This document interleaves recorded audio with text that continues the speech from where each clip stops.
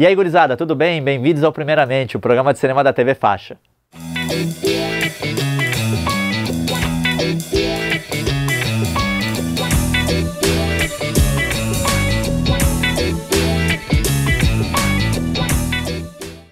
E o nosso papo hoje no Primeiramente é o streaming. O streaming, o VOD, essas novas formas de se consumir cinema e que estão mudando a cara do cinema. Não só no que diz respeito especificamente ao nosso consumo, mas também à produção e à cara das produções, e é o que está chegando para a gente. É um tema bem complexo, é um tema cheio de meandros, aí a própria indústria não sabe como lidar ainda direito com isso, mas a gente vai tentar conversar um pouquinho, primeiramente, sobre essas questões. Lá no começo, pessoal, antes mesmo da existência do videocassete, do DVD e do Blu-ray, a gente tinha uma maneira única de ver filmes, que era ir até o cinema. Depois, a gente começou a poder ver esses filmes na televisão. Eles passavam na programação regular. Quem de nós não viu aqueles filmes na nossa emissora mais famosa do Brasil, todos picotados, e depois a gente pegou o DVD e viu que o filme era muito mais que aquilo, mas isso fica para um outro momento. Mas enfim, a gente tinha uma série de questões que limitavam o nosso acesso aos filmes. Aí surgiu a internet, e com a internet surgiu a pirataria. Atire a primeira pedra quem nunca baixou um filme, né? Eu nunca baixei, ou baixei, enfim.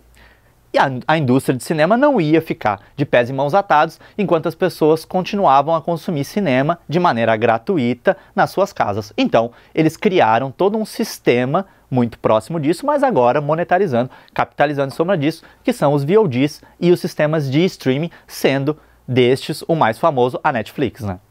E claro que é uma série de facilidades no streaming ou no VOD, porque por um custo relativamente mais baixo, a gente consegue ter acesso a esses filmes e a gente tem um acesso a um acervo muito grande de filme, um acervo cada vez mais diversificado.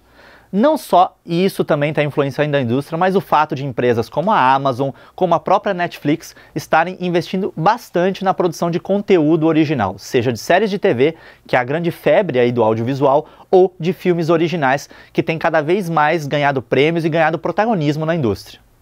Se a gente for parar para pensar só na realidade da disseminação de conteúdo, na reprodução de conteúdo, dá para a gente fazer mais ou menos uma analogia com a locadora.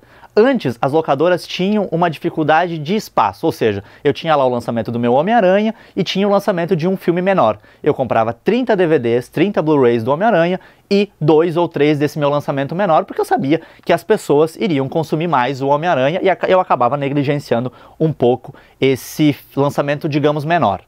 Então os serviços de streaming, como a Netflix, como a Amazon, se beneficiam do fato de que eles podem ter um acervo muito grande que atenda aos mais diversos tipos de público, sem essa restrição de espaço que, por exemplo, a gente tinha nas locadoras de então. A Netflix, que antes apostava muito timidamente nessa produção original, por exemplo, hoje é protagonista, está lançando séries originais quase que mensalmente e no que diz respeito ao cinema também está se tornando protagonista. Já faz algum tempo que no Oscar, por exemplo, a Netflix emplaca sempre um filme na categoria Melhor Documentário.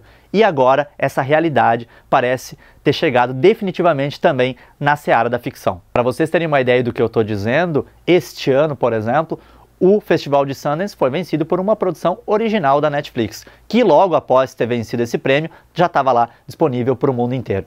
E o que aconteceu mais recentemente que deflagrou de fato essa mudança é o fato de que Cannes, o principal festival de cinema do mundo, tem 2 produções originais da Netflix entre os postulantes da Palma de Ouro, que é o principal prêmio do cinema, pelo menos que a gente entende do cinema como arte.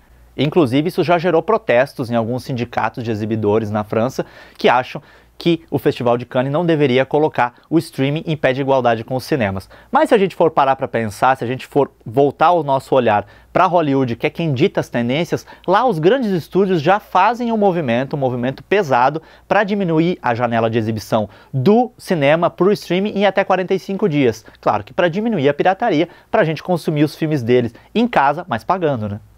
E a gente já tem brasileiro nessa vanguarda. O Fernando Coimbra, que é o diretor de um filme excepcional lançado há pouco tempo, chamado O Lobo Atrás da Porta, recentemente estreou O Castelo de Areia, que é uma produção original na Netflix. Ou seja, ao invés de fazer todo aquele itinerário de investimento para um lançamento cinematográfico padrão, ele lançou isso para mais de 190 países ao mesmo tempo, para uma audiência mais ou menos estimada em 100 milhões de pessoas. Então é um grande passo e a gente já tem brasileiro nessa jogada.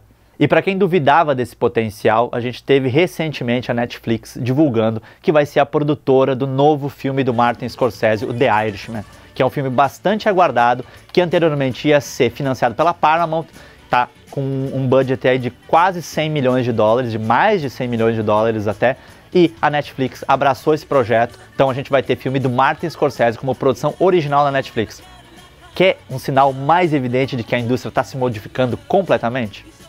E já que a gente falou bastante sobre streaming, se a Amazon e a Netflix quiserem dar uma patrocinada na gente, a gente não fica triste. E para vocês, os nossos 8 espectadores ferrenhos, um abraço e fica o convite para o próximo.